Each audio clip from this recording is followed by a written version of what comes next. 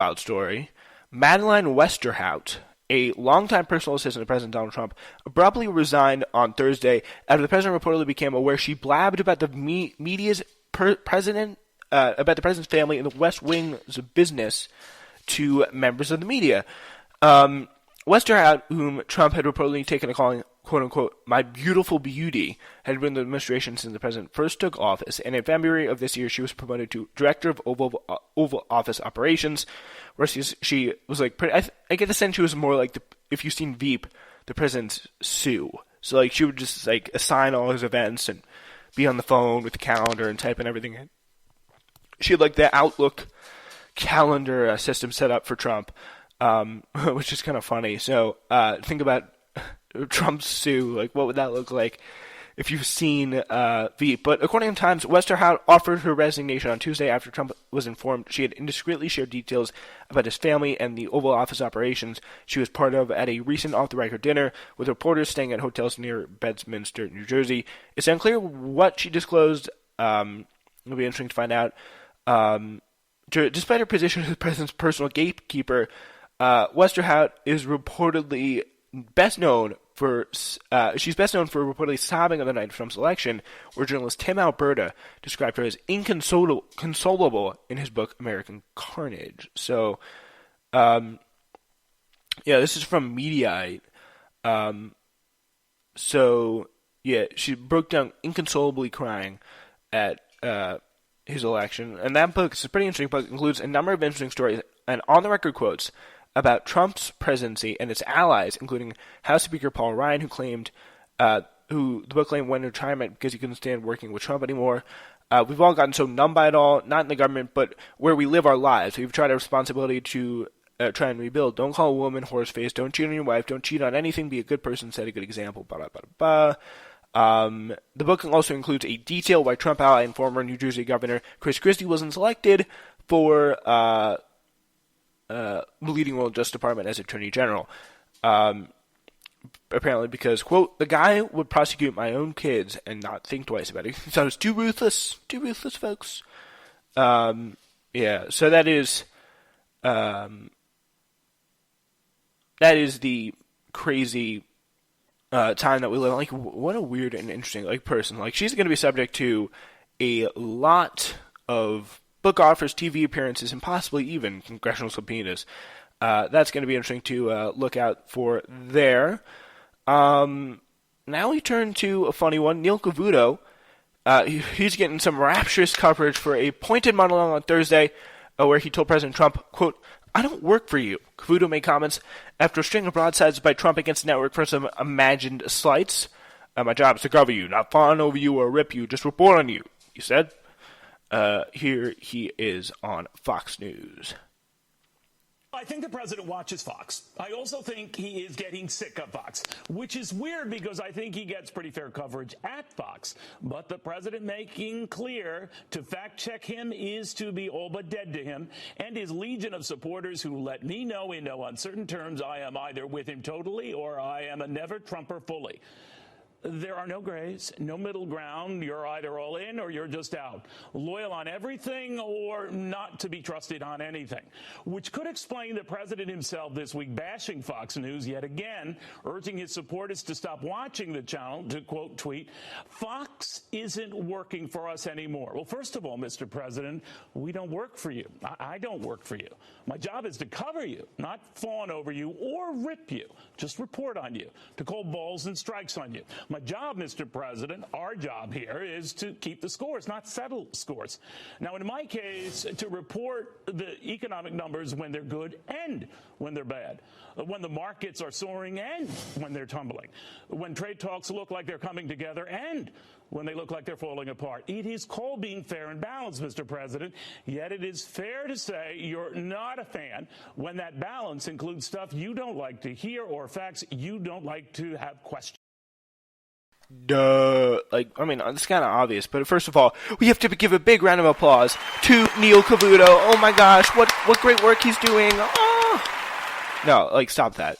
Because a lot of people are treating this as it's some sort of big deal. Guess what? It's not a big deal. Two things have always been true about Fox News. One, it's always been holding the tank for the Republican Party and has a light dusting of mild dissenters in its ranks to keep it from turning completely into state television. Shep Smith, Neil Cavuto, like Trump's not going to stop watching Fox News because you got Fox and Friends, Laura Ingraham, Tucker Carlson, and Sean Hannity at night to look forward to every day. And in the middle of the day, you can like listen to talk radio or OANNNNN or whatever the hell he likes to listen to. That network is insane. Wow. Yes, like Janine Pirro, Fox and Friends, and all that stuff. I mean, he's a little pissed at Fox News right now. We covered that in the last show as well. But please do not mistake whatever dumb spat is currently happening for some big rift or Evans Network is turning on him or he is turning on them. It's not happening. There's going to be people there, and there always has been people there who've always acted like this. Neil Cavuto has always acted like this. I mean, they're just going to talk to not really anyone else, but just the people who they always talk to, and the people who are already on their side already. Like, that's who listen to Fox News. There's no liberals who get all their news sources from Fox News and believe everything they hear and everything they say. So, like, not going to happen. Absolutely not going to happen. So, yeah, it's a little ridiculous. Yeah, so that is this is the thing that we got going on today. But, well, what we've also got going on is hashtag Democratic trickery. Back at it again. Very, very bad stuff going on right now. Before the Democratic Senatorial Campaign Committee endorsed former Colorado Governor John Hickenlooper in a 2020 Senate race, it pressured consultants from 5 leading firms to not work with a leading progressive in the race, the candidate told The Intercept. So again, yeah, just absolutely non-stop attacking progressives and progressive candidates. Andrew Romanov is one of the dozen candidates vying for the Republican Senator Cory Gardner's seat. He told The Intercept that multiple consultants turned down jobs with the campaign, setting pressure on the DCCC. I mean, again, like, consultants, they're never good. I don't like them. That's not true. It's not that they're never good. They're just like, you can't always rely on them. Like, just the way it works. You can't always rely on the consultants, but they're also very important to have in a campaign. Any successful campaign has consultants. Anyone from Andrew Romanov needs them to AOC needs them to, like, Bernie has consultants, obviously. Like, you need to consult on some things, but again, where I think the Democratic Party goes wrong is, like, their entire party is, like, budget is, like, $500 billion trillion on, like, 3 consultants. That's the problem they have. Yeah, but the thing is, this quote here is so interesting. This is, they made clear to a number of firms and individuals who tried to hire that they wouldn't get any business in Washington or work with the DSCC, not the DCCC, but the DSCC, if they work with me. It's a well-orchestrated operation of blackball ragtag grassroots teams. So, at least 5 firms and 25 prospective staff turned down working with his campaigns at Romanov, who had raised more than $1 million in individual contributions so far.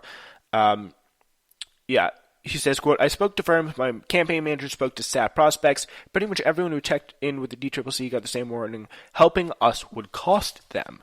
So pretty much they want to clear the field there. Again, they are just absolutely at all times against primaries, except for one, which is the one in the Senate race in Massachusetts where the incumbent is more progressive than the primary challenger, and the primary challenger is a Kennedy, Joe Kennedy III, who is primary challenging Ed Markey, who came out with AOC in the Senate to co-sponsor the Green New Deal.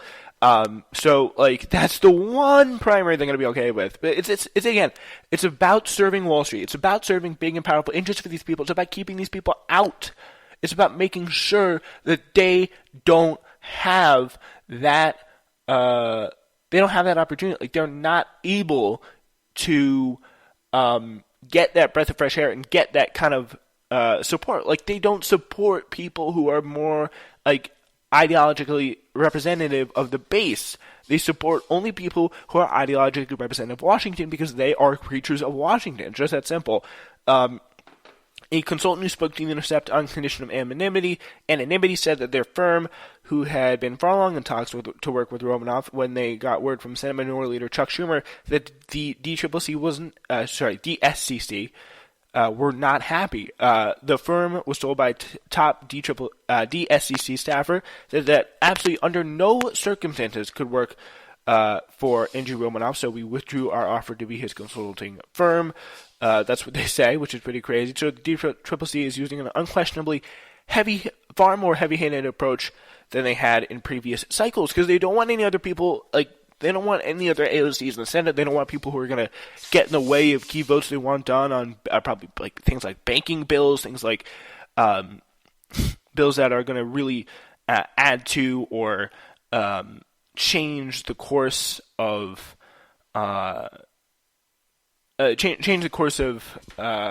politics, and actually bring real change to the Democratic Party and bring an ideological base to the Democratic Party and actually keep them excited about what they're doing. They want to stop that because they want the goal of the modern the elected Democrat virus today is to keep things just the way they are, make them real nice. That's pretty much what they are really trying to do there. So anyway, now that we know that, we got to turn to this. Bret Stevens, New York Times. Let's do it, folks. New York Times columnist Bret Stevens' meltdown after being jokingly referred to a bedbug reached unbelievable new heights on Friday night when he used his latest column to make a barely veiled comparison between the professor who mocked him and, wait for it, the Nazis. He's been losing his mind all week after George Washington University professor David Karpf made a crack about him. Karpf joked that reports of bedbugs have being found in the New York Times office were a metaphor, adding that the bedbugs are Bret Stevens, which isn't even it's not even a very well thought out joke. It's kind of joke you just put in Twitter, throw it out quickly, press send. But I guess you never know what impact words can have on people. They're deep and they're touching. And that feeling on Bret Stevens was deep and profound. So much so that he decided to go on MSNBC. But before he did that, by the way, he emailed Karpf and copied his university provost in the protest, saying that Karpf should come to his house, meet his wife and children, and then repeat the joke. Then Karpf tweeted about the email. Stevens went on MSNBC and continued to freak out, saying being analogized to insects goes back to a lot of totalitarian regimes in the past, so this is where his mind went. Damn.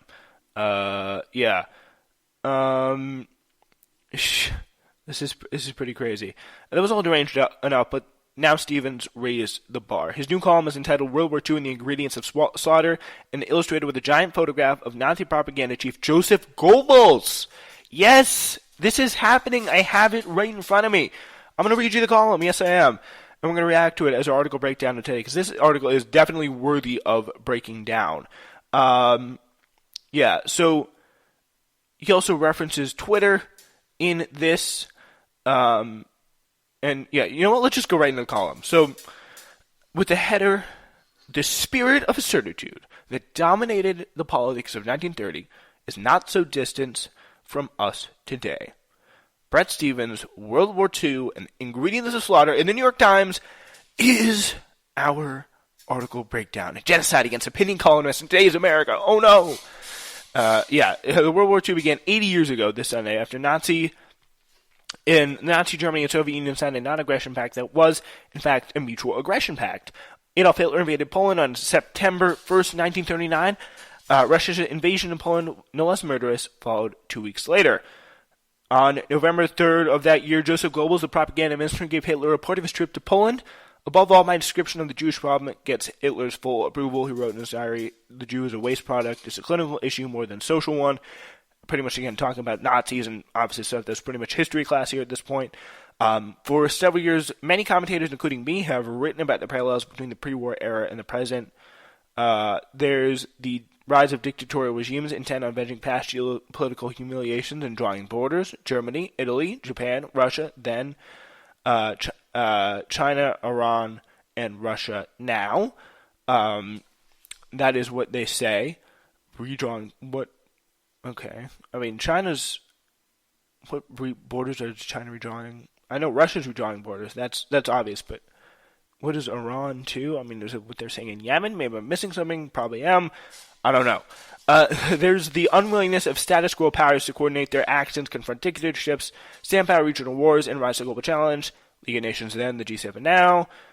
Again, this is pretty much nothing that has to do with literally getting called a bedbug on Twitter. There's an upsurge of nativist rancor, protectionist barriers, and every nation for itself policies with deep doubts about the viability of liberal